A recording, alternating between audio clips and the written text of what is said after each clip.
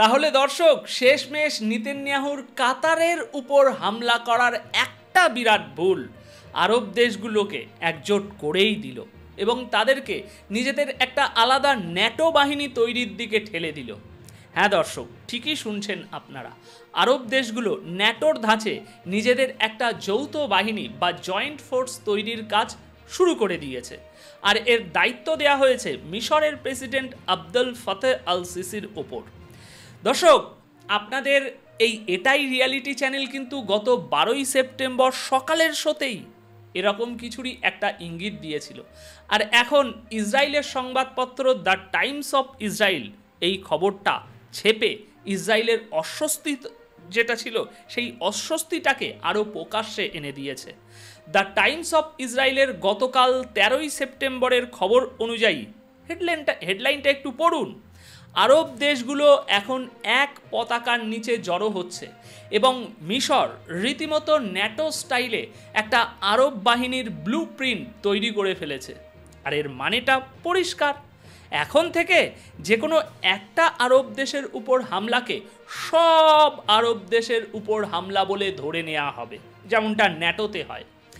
এবার একবার ভেবে দেখুন তো, যে ইসরায়েল সবসময় বৃহত্তর ইসরায়েল, গ্রেটার ইসরায়েল গড়ার স্বপ্ন দেখেছে এবং আরব দেশগুলোর জমি দখলের পরিকল্পনা করেছে বা করছে, সেই ইসরায়েলই এখন এই নূতন বাহিনীর ছায়ায় ঘিরে যেতে চলেছে।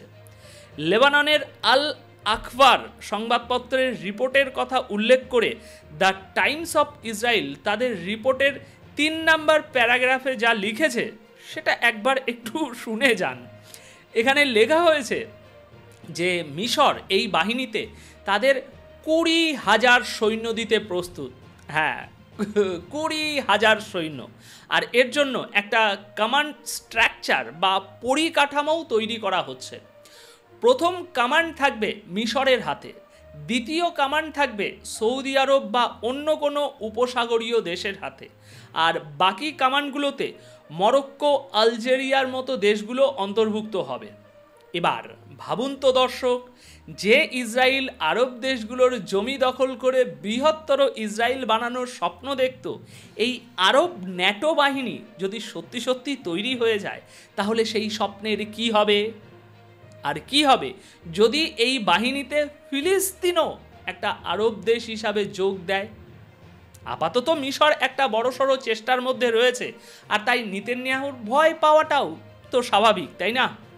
দর্শক, আমি তো আপনাদের কালকেই বলেছিলাম একটা প্রতিবেদনে, হাওয়া এখন উল্টো দিকে বইছে, আর প্রদীপ নেভার আগে যেভাবে দপদপ করে জ্বলে ওঠে ঠিক সেটাই হচ্ছে। একটা বিশেষ ব্যাপার এটাও হতে পারে যে এই বাহিনীতে ইরানের মতো একটা আরব দেশও যোগ দিতে পারে। অর্থাৎ এটা ন্যাটোর ধাঁচে শুধু একটা আরব বাহিনী না হয়ে একটা ইসলামিক বাহিনী হয়ে উঠতে পারে। আর যদি এমনটা হয়, তাহলে পাকিস্তানের মতো পারমাণবিক শক্তিধর দেশও এতে যোগ দিতে পারে। এই সম্ভাবনা মোটেই উড়িয়ে দেওয়া যায় না। আর গত 3 দিনে কাতার এবং ইউএই থেকে আসা বয়ানগুলোর দিকে নজর রেখে এই খবরটা এবার আরও মনোযোগ বাড়িয়ে শুনতে থাকুন, তাহলেই এই ন্যাটো বাহিনীর ব্যাপারে সিএনএনের রিপোর্টে দেওয়া ইঙ্গিত এবং ইরান থেকে আসা একটা বয়ানও আপনাদের কাছে একদম পরিষ্কার হয়ে যাবে। বিশেষ করে সিএনএনের রিপোর্টে 1980 সালে তৈরি হওয়া পেনিনসুলা শিল্ড ফোর্সকে আবার সক্রিয় করার যে কথা বলা হয়েছে, সেটা অবশ্যই ভাইজানেরা শুনে যাবেন। তবে সিএনএনের সেই বিশেষ রিপোর্টটা পড়ার আগে ইরান থেকে আসা একটা রিপোর্ট শুনুন। ইরান থেকে একটা বয়ান সামনে এসেছে যা পরোক্ষভাবে মুসলিম দেশগুলোর একটা আলাদা ন্যাটো বাহিনী বা একটা যৌথ সেনা তৈরির প্রয়োজনীয়তার উপর জোর দিচ্ছে।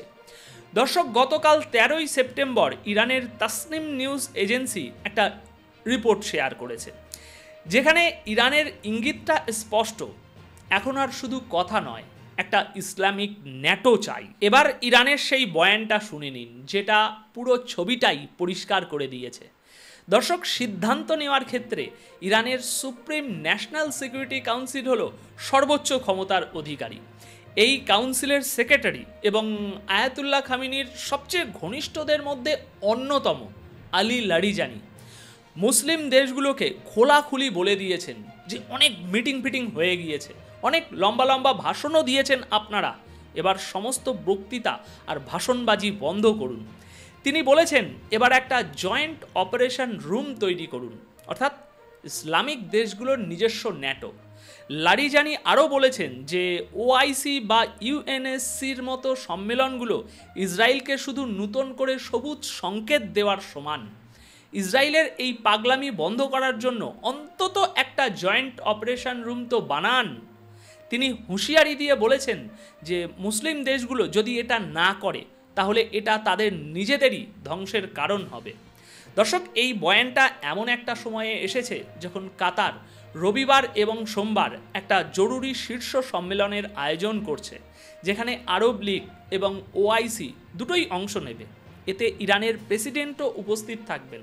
আজ থেকেই এই সম্মেলন শুরু হবে, আর এর এজেন্ডা একদম পরিষ্কার: কাতারের উপর ইসরায়েলি হামলা এবং ফিলিস্তিনের উপর চলতে থাকা অত্যাচার। সমস্ত আলোচনা এই বিষয়গুলোকে কেন্দ্র করেই হবে। অর্থাৎ একদিকে মিশরের আরব ন্যাটোর প্রস্তাব, আর অন্যদিকে ইরানের এই খোলাখুলি ইঙ্গিত, মানে এই দুটো মিলে নেতানিয়াহুর জন্য এমন একটা পরিস্থিতি তৈরি করেছে যার স্বপ্ন হয়তো তিনি তার দুঃসময়েও দেখেননি। তবে আপাতত গাজার উপর ভয়ঙ্কর হামলা হচ্ছে, চলছে, সেটা আজও থেমে নেই। তাই আমি আবারও বলছি, প্রদীপ এখন নেভার আগে আরও বেশি করে দপদপ দপ দপ করছে।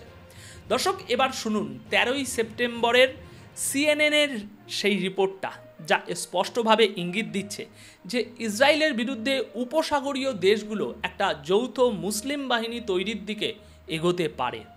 এই রিপোর্টটা অত্যন্ত গুরুত্বপূর্ণ, কারণ এটা আমেরিকা থেকে এসেছে।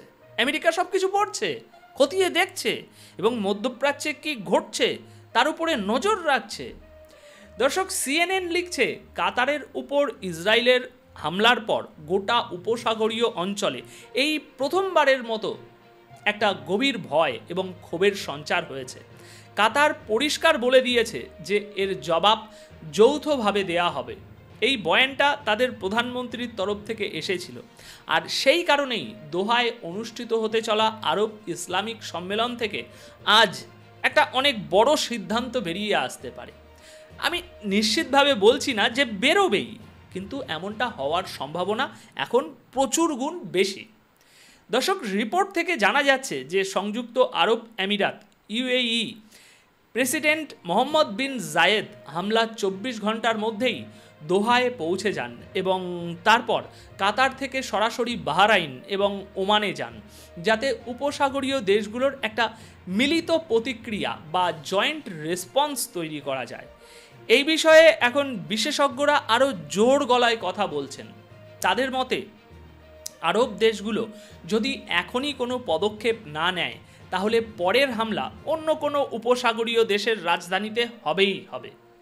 দর্শক, এই রিপোর্টে সিএনএন বিভিন্ন সম্ভাব্য পদক্ষেপের উপরও আলোকপাত করেছে।